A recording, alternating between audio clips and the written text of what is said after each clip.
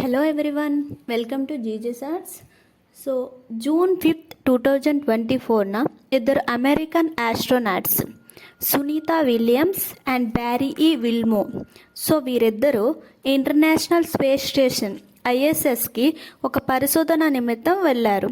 So అయితే అక్కడ ఒక 8 days ఉండి పరిశోధనలన్నీ కంప్లీట్ చేసి తిరిగి వచ్చేయాలని డిసైడ్ అయ్యి వీళ్ళని నాసా పంపించింది. కానీ ఇప్పటికీ 2.5 months అయినా వాళ్ళు అక్కడే చిక్కుకున్నారు. అసలు అక్కడ ఏం జరిగింది, ఎటువంటి సమస్యలు ఏర్పడ్డాయి అనే దాని గురించి ఈ స్టోరీలో మనం డిస్కస్ చేద్దాం. అయితే వీరు ప్రయాణించిన బోయింగ్ స్టార్లైనర్ హోమనౌకలో సాంకేతిక సమస్యలు రావడంతో అలాగే హీలియం అనేది లీక్ అవ్వడం వలన వీరి తిరిగి ప్రయాణం అనేది చాలా రిస్కీగా మారింది. అలాగే వీరిద్దరూ లేకుండానే స్టార్లైనర్ వీళ్ళు వెళ్ళిన స్టార్లైనర్ తిరిగి భూమిపైకి చేరుకుంది. సో నాసా ఇప్పుడు వీళ్ళిద్దరిని ఇంటర్నేషనల్ స్పేస్ స్టేషన్లోనే ఉండాలని నాసా పరిశోధకులు నిర్ణయించారు. అయితే అసలు ఏం జరిగింది, మళ్ళీ వీళ్ళు తిరిగి ఎప్పుడు వస్తారు అనే దాని గురించి చూసుకున్నట్లయితే వీరిద్దరూ బోయింగ్ కంపెనీ రూపొందించిన స్టార్లైనర్ అనే స్పేస్ షిప్లో ఇంటర్నేషనల్ స్పేస్ స్టేషన్కి వెళ్ళారు. ఇది అసలు ఇంటర్నేషనల్ స్పేస్ స్టేషన్ అనేది ఇది ప్రయాణికులను అంతరిక్ష కేంద్రానికి తీసుకువెళ్ళడానికి రూపొందించిన ఫస్ట్ స్పేస్ క్రాఫ్ట్. ఈ కొత్త స్పేస్ షిప్ యొక్క పనితీరును పరిశీలించడానికి వీరిద్దరూ స్పేస్ షిప్లోకి పంపించారు.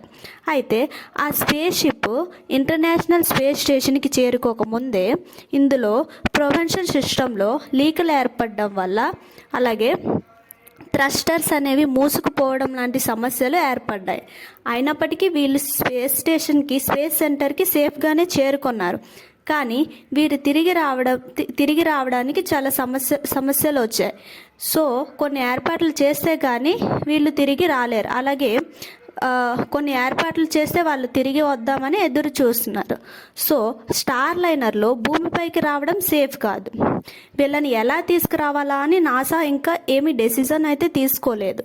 సో సెప్టెంబర్లో మరో స్పేస్ షిప్ను ఇంటర్నేషనల్ స్పేస్ స్టేషన్కి పంపించనున్నారు.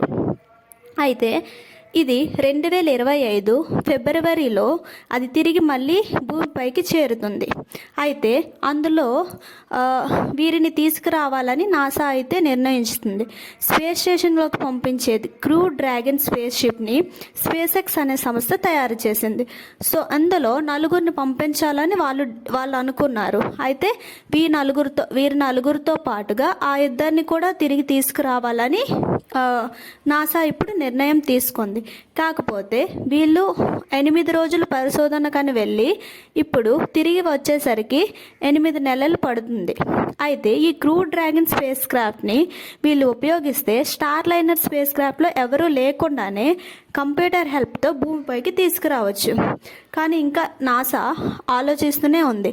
So Sunita Williams 3rd time ఇది ఇంటర్నేషనల్ స్పేస్ స్టేషన్లోకి వెళ్ళారు. అలాగే విల్మోర్ గారు 2 times స్పేస్లోకి వెళ్ళొచ్చారు. సో వీరిద్దరు సేఫ్గా ఉండాలని అలాగే సేఫ్గా తిరిగి భూమిపైకి రావాలని మనమైతే ఆశిద్దాం. Thanks for watching. Subscribe for more videos.